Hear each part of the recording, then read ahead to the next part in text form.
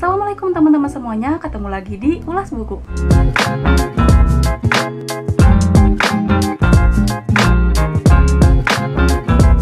Dalam episode hari ini, seperti yang sudah kita ketahui bahwa di wilayah Jawa dan Bali terutama sedang mengalami yang namanya PPKM alias lockdown lagi demi menekan atau mengurangi kasus positif tentang coronavirus yang tersebar di seluruh dunia. Nah, karena kita nggak bisa kemana-mana, aku ingin menghibur diri dengan membaca buku yang menceritakan pengalaman perjalanan seseorang. Nggak seseorang sih, di sini ada 5 orang teman-teman yang menulis buku. Dan apa bukunya ini aja kita langsung tunjukkan. Born to Explore Generasi Langgas, karya Mas Yoris Sebastian, Dila Amran, dan 3 penulis lainnya.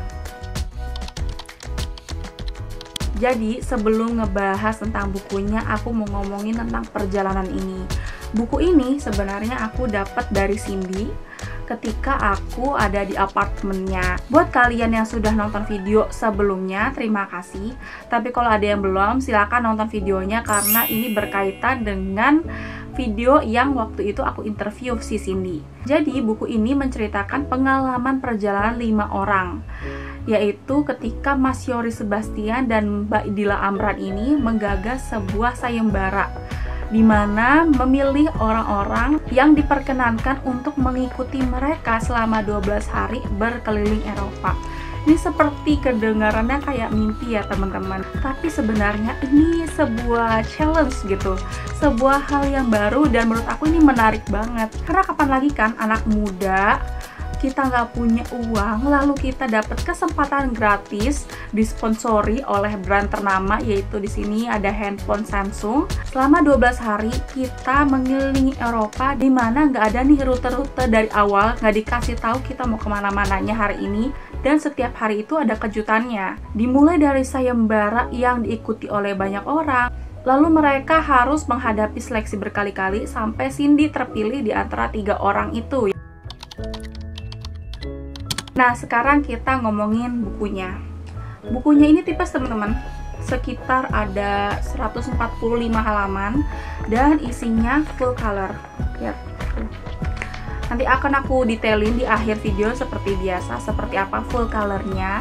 Karena di sini juga selain ada narasi atau cerita perjalanan mereka, di sini juga disertakan foto-foto full color juga. Jadi kita juga bisa membayangkan sembari membaca ceritanya, ngebayangin apa yang mereka dapat di sana secara langsung, seolah-olah kita terlibat dalam perjalanan itu.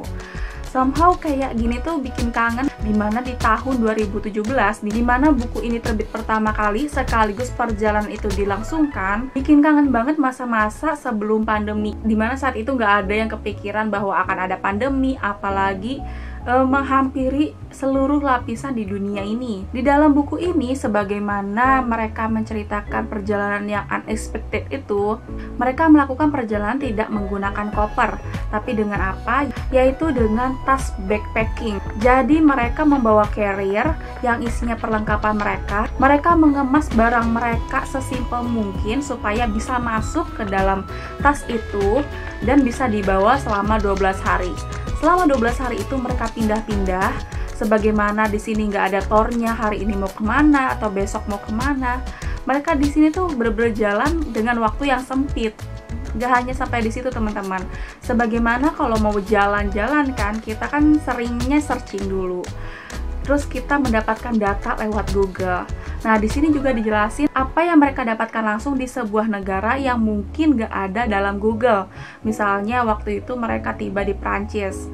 Kalau nggak salah itu di kota Paris, ketika banyak banget isu yang beredar bahwa orang Prancis itu banyak banget yang diantaranya ada yang suka menipu atau yang suka mengelabui turis-turis yang datang ke sana. Karena buku ini waktu itu aku dapat dari Cindy, dia ngabarin gimana caranya biar dapat buku ini, yaitu kalian kunjungi aja gramedia.com. Di situ juga udah tercantum harganya karena udah di diskon ya teman-teman. Dan menurut aku ketika aku membaca buku ini, aku tuh langsung ngerasa kayak kangen banget masa-masa nggak pandemi lagi, dimana kita udah lepas masker, bisa bernapas dengan normal, nggak harus rebutan oksigen sebagaimana yang terjadi belakangan.